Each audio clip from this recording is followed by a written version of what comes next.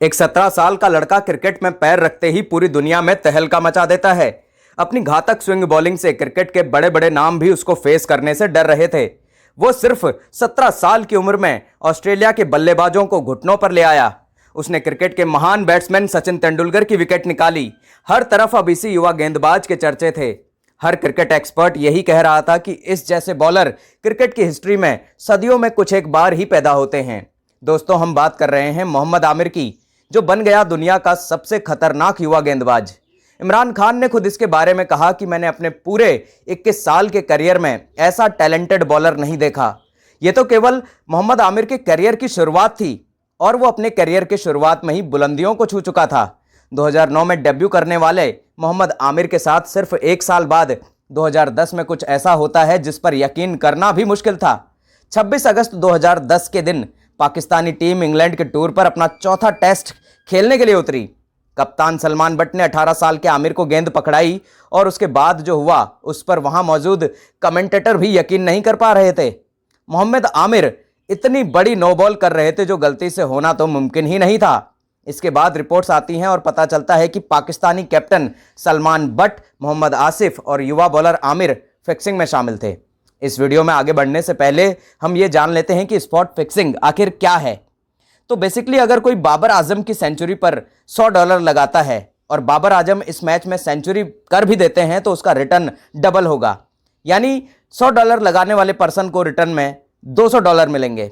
लेकिन अगर यही $100 नसीम शाह या शाहीन शाह अफरीदी जैसे बॉलर की सेंचुरी पर लगाए जाएं तो उनका सेंचुरी का चांस बहुत ही कम है। यानी उनकी सेंचुरी करने की प्रोबेबिलिटी तकरीबन नामुमकिन है। और अगर नसीम शाह एक मैच में सेंचुरी कर देते हैं तो उस पर $100 लगाने वाले पर्सन को रिटर्न में $1000 तक मिल सकते हैं, क्योंकि इस चीज़ की प्रोबेबिलिटी बहुत ही कम है। यानी अगर आसान शब्दों में समझे तो जितनी कम प्रोबेबिलिटी उतना ही ज़्यादा रिटर्न। आमिर के केस में भी कुछ ऐसा ही था। आमिर ने तीसरे ओवर की पहली बॉल पर नो बॉल करनी थी। एक नो बॉल ओवर के किस बॉल पर होनी है यह प्रिडिक्ट करना किसी के लिए भी नामुमकिन है।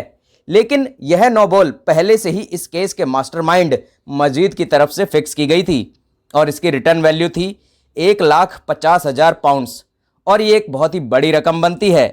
मजर मजीद ने इस मैच में आसिफ, आमिर और सलमान बट को फिक्सिंग करने के लिए उकसाया और पैसे की लालच दी, जिस पर तीनों ने अपने मुल्क के साथ गद्दारी की।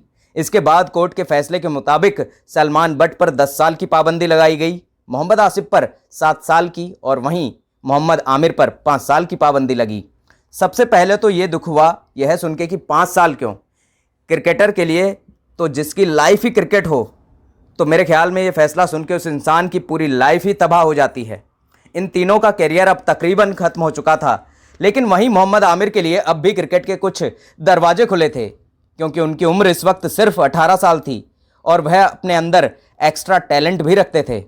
वह अपनी 5 साल की सज़ा काटकर पाकिस्तान टीम में वापसी कर सकते थे। अब इन तीनों में से अगर किसी के लिए मुमकिन होगा क्रिकेट में वापस आना तो वो मोहम्मद आमिर के लिए हो सकता है, लेकिन वो भी 5 साल के बाद। मोहम्मद आमिर की ज़िंदगी इस वक्त बहुत ही ज़्यादा मुश्किल से गुजर रही थी। अपने करियर के 5 साल गंवाने के बाद आमिर ने 2016 में दोबारा से पाकिस्तान टीम के लिए कमबैक किया और 2016 में पाकिस्तान टीम ने एशिया कप खेलने इंडिया जाना था और मोहम्मद आमिर को भी पाकिस्तान टीम का हिस्सा बनाया गया। इस एशिया कप के इंडिया वर्सेस पाकिस्तान मैच में पूरी दुनिया ने देखा कि वही आमिर वापस आया है जो गया था। इस मैच में पाकिस्तान की टीम सिर्फ 83 रन पर आउट हो गई और सबको यही लग रहा था कि इंडिया ईजिली ये मैच जीत जाएगा। लेकिन आमिर के उस स्पेल ने एक टाइम के लिए इंडियन टॉप ऑर्डर की कमर तोड़कर रख दी थी। आमिर ने पहले ही ओवर में इंडिया की 2 विकेट्स ली और अपने दूसरे ओवर में दोबारा से विकेट निकाली। पाकिस्तान टीम ने मोहम्मद आमिर की बदौलत इस मैच में वापसी तो की, लेकिन कम टारगेट को डिफेंड नहीं कर सके। T20 और वनडे में कमबैक के बाद अब मोहम्मद आमिर को टेस्ट क्रिकेट में भी वापसी करनी थी और मोहम्मद आमिर का टेस्ट कमबैक वही होना था जहां आज से 5 साल पहले मोहम्मद आमिर पर बैन लगाया गया था। आमिर ने उसी लॉर्ड्स के ग्राउंड में अपना टेस्ट कमबैक करते हुए अपना पहला शिकार एलिस्टर कुक को बनाया। उन्होंने 5 साल के बाद वापसी करते हुए इंटरनेशनल क्रिकेट में दोबारा से तहलका मचा दिया था। लेकिन आमिर को कमबैक के बाद असल हाइप 2017 में मिली, जब पूरी दुनिया ने आमिर की तरफ रुख किया। ये बात है आईसीसी चैंपियंस ट्रॉफी 2017 के फाइनल की, जब पाकिस्तान ने पहले बैटिंग करते हुए एक अच्छा खासा टोटल तो बना लिया, लेकिन अब बात यह थी कि इस टोटल को डिफेंड कैसे किया जाए, क्योंकि उस वक्त इंडियन टीम में एक से बढ़कर एक अच्छा बैट्समैन था। लेकिन वहां मोहम्मद आमिर ने अपना जादू चलाया। पहले ही ओवर में रोहित शर्मा को बगैर खाता खोले ही वापस भेज दिया। लेकिन अभी भी दुनिया के number 1 ODI batsman Virat Kohli crease पर थे। विराट कोहली यहां से भी इंडियन टीम के लिए मैच निकाल सकते थे।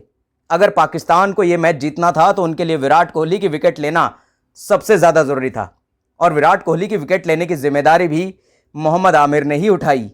मोहम्मद आमिर ने इस मैच में बैक टू बैक विकेट्स लेने के बाद इंडिया के लिए इस मैच में अब और कुछ बचा नहीं था। आमिर के बेहतरीन स्पेल की वजह से पाकिस्तान ने इजीली यह मैच विन किया और चैंपियंस ट्रॉफी उठाई। इसके बाद आमिर ने 2019 वर्ल्ड कप में भी अच्छा परफॉर्म किया। अब तक आमिर के लिए सब कुछ अच्छा चल रहा था, लेकिन 2020 में हमें एक ऐसी न्यूज़ देखने को मिली जिसने सबको चौंका दिया। मोहम्मद आमिर ने इंटरनेशनल क्रिकेट से रिटायरमेंट ले ली। 28 साल की उम्र में एक करियर का अंत हो गया और एक पोटेंशियल सुपरस्टार कहीं खो गया।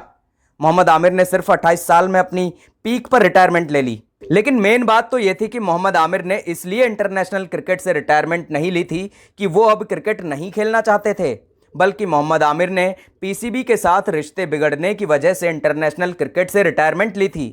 फास्ट बॉलर मोहम्मद आमिर ने टीम मैनेजमेंट पर बुरे बर्ताव का इल्जाम लगाकर इंटरनेशनल क्रिकेट छोड़ने का ऐलान कर दिया।